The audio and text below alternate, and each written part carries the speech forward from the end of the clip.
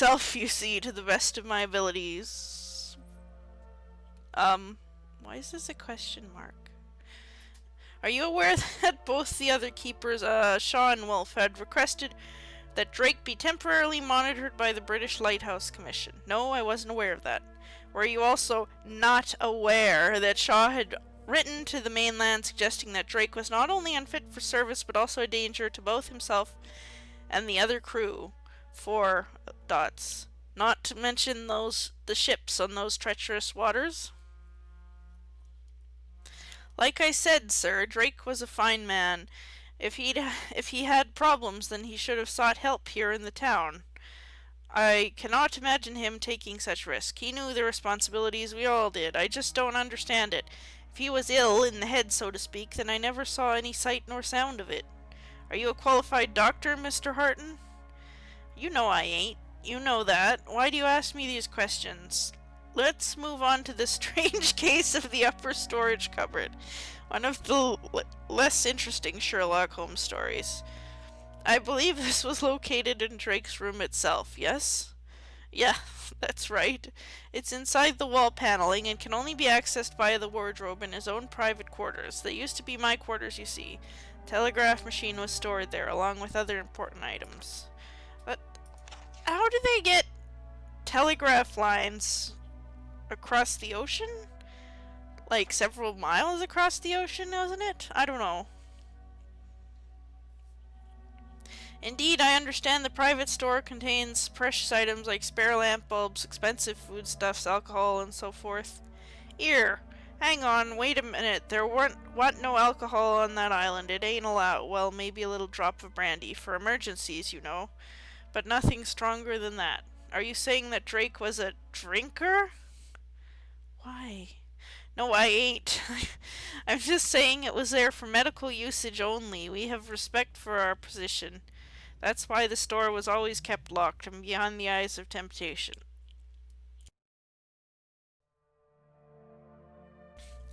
Only Drake knew the combination to the store. It was mostly full of junk, like old pictures and maps. Why is this in larger type point, whatever. Very well. How do you suggest that Benjamin Parker got a hold of this secret combination? I don't know. Maybe he tortured him. He were the sort, dark-eyed fellow he was.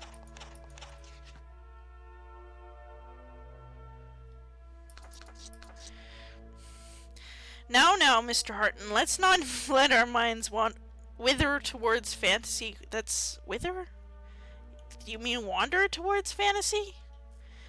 I am more interested in the actual combination. Do you know it? I do.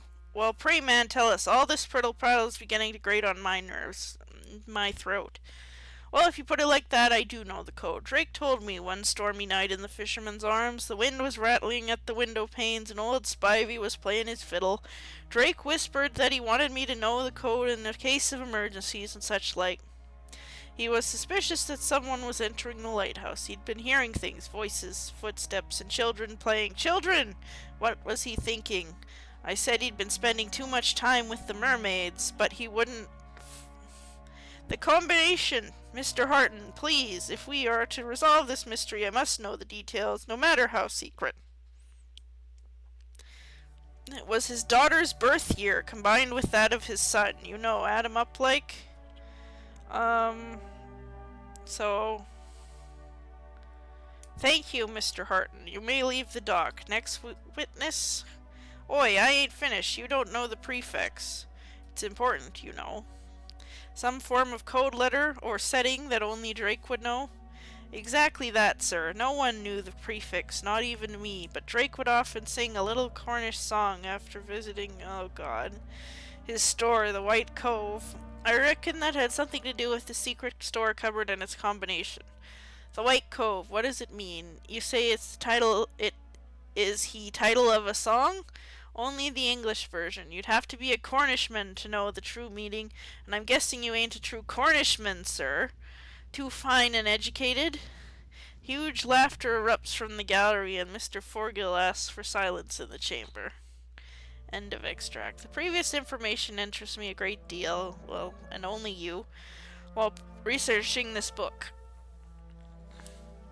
There are obvious indications that the principal keeper, Oliver Drake, was suffering from some kind of mental disorder even. He could also be responsible for the disappearance of both the keepers and Parker himself. The extract also tells us the following details. A combination of the secret keeper cupboard, a clue to the prefix or setting of the lock, the White Cove. It was well known that the keepers feared and doubted the head keeper, Oliver Drake. Obviously, the details about the combination are now utterly worthless. The cupboard of which they speak was removed shortly before the First World War, and the room where it could be found is now a staff-only area at the tourist attraction based upon the island. www.fetchrock.co.uk. The secrets... I don't know why I just read that. I'm losing my mind again.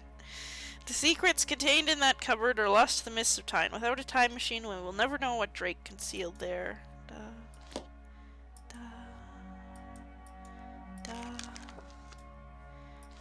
Matt Clark. I've seen Barrow Hill being played, and it's not better than this. Well, maybe a little bit better.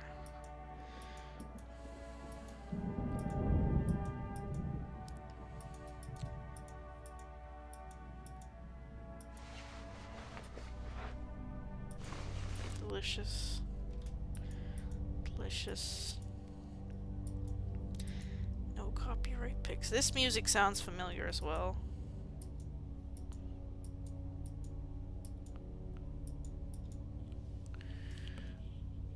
I paused to restart the chat again.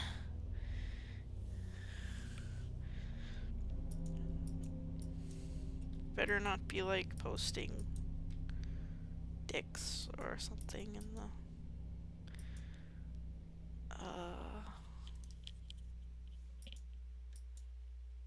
it's so interesting.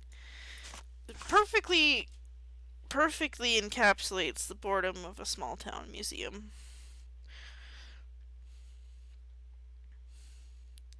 Earthenware bottle, originally from Trewarthen. It arrived in Fetch Rock in 1912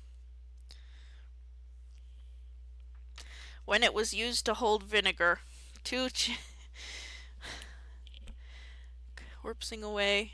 2 tin jars, part of the essential utilities of the rock-based lighthouse. Smudged fingerprints of Benjamin Parker were located on these jars, proving that he entered the lighthouse in 1912. The stewing pot, which was steaming, utility candles, which were none of which were lit during the power failure, except that having gotten there they found that the backup generator had been turned on and wondered why it was turned on. The eerie wooden statuette was carved by hand. Okay. By the assistant lightkeeper, James Wolfe. It was thought to be a gift for his fiancée, Sarah Jane, who resided at Rose Cottage in nearby Trewarthen. The journal. Essential item is updated by Drake. The last entries were ripped from the book. Okay. Blower. Oliver Drake's desk set. 3 stone blades, Bronze Age tools. Oh, good. Painted tablet. Replica Bronze Age spear. And they originate from around 2090 BC, which we will definitely not be going into. Feel free to make a donation. Bite me. It's so interesting.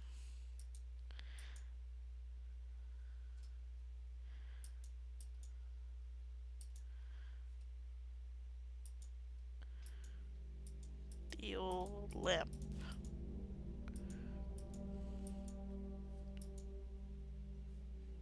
I sit in the chair.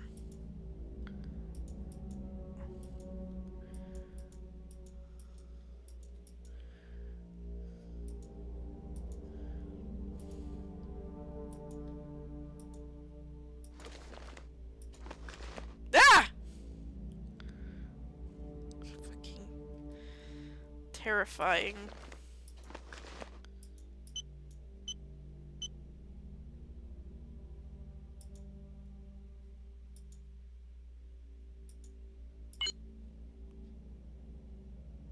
Oh.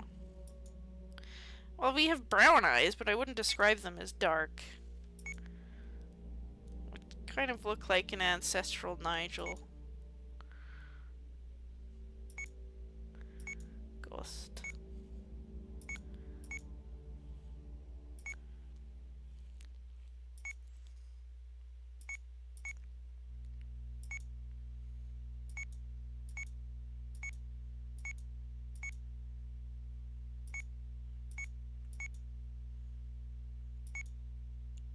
Chair flies on its own. Eh. Nah. Grinning. If anything, the faces here look slightly better than Lost Crown. Or at least the same level. Except for Temerian.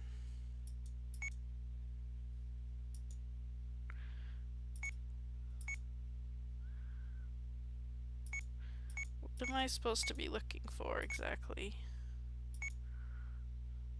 And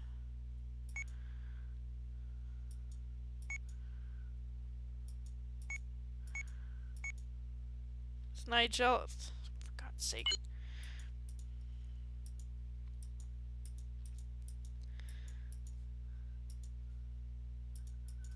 Oh, let me click on the hand thing. Fine. Den, den, den, den, den. Dear Miss White, thank you for your recent letter, which we found most interesting. As you have probably heard or read in the local newspapers, our funding is about to be withdrawn following recent incidents. Members of the press are basking in this opportunity to trash our reputation. You appear to know some of the history of Fetch Rock, with particular interest in the legends surrounding 1912's event. 3 lighthouse keepers vanished without a trace. Your theory that you are James Wolfe's reincarnation is bizarre and rather fanciful.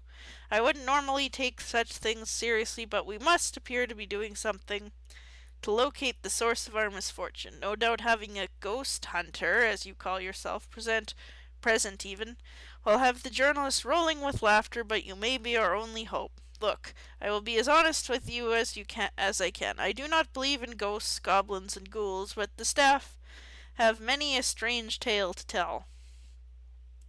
Only yesterday was our chief shop assistant was attacked by the exhibition center. He claims that a pile of newly printed leaflets flew across the room and tore at his face. He has paper cuts across his cheeks to prove it. I attempted to... What? What? I attempted to... It was a gust of wind from the gift shop upstairs, but he would hear nothing of it. Did I miss a page, or... There's a... You have your work cut out for you, Miss White. Ms. even. So I offer you a once-in-a-lifetime opportunity.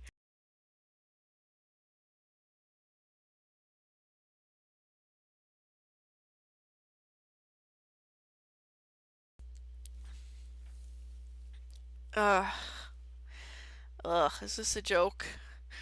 On the 29th of April, a ferry will depart from Trewarthen and bring you to the island. Ask for Thomas Spivey at the local pub, the Fisherman's Arms. King Boakes' England is littered with Spiveys. He will instruct you further. Sleeping arrangements for the previous evening have already been booked. You are receiving special treatment. Sorry if you can hear the mic breaking. Is anyone... Sorry. Okay. Alright, so I've lost all connection to the chat, so no one post dick pics or anything that will get me banned.